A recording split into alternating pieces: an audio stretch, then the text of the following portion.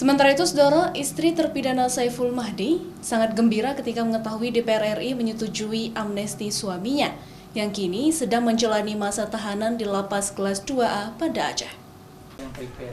DPR RI menyetujui pemberian amnesti kepada terpidana Saiful Mahdi dalam sidang paripurna pimpinan Dewan. Istri Saiful Mahdi, Dian Rubianti, sangat gembira ketika menyaksikan hasil sidang DPR RI melalui channel YouTube DPR RI. Pimpinan sidang membacakan persetujuan amnesti yang diberikan kepada suaminya.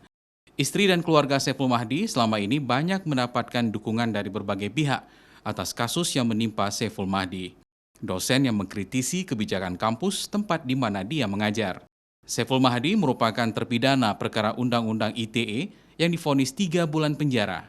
Kini dosen Universitas Syah Kuala itu telah menjalani masa hukuman selama 1 bulan lebih di Lapas Kelas 2A Banda Aceh. Jadi untuk kami video eksaminasi itu saja sebenarnya sudah cukup untuk ditunjukkan kepada anak cucu bahwa ayah kakeknya bukan kriminal.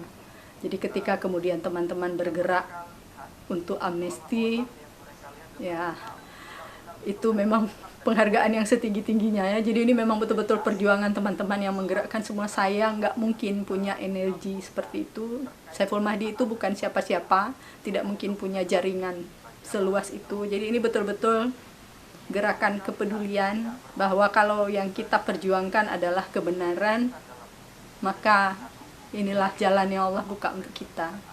Kasus yang menjerat Saiful Mahdi karena mengkritisi rekrutmen PNS di lingkungan kampus pada 2018 lalu.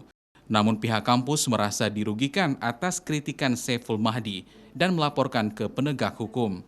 Saiful Mahdi dianggap melakukan pencemaran nama baik dan dijerat dengan UU ITE, sehingga Presiden pun mengajukan surat ke DPR untuk meminta pertimbangan atas rencana pemberian amnesti sebagaimana diatur dalam Pasal 14 Ayat 2 Undang-Undang Dasar 1945.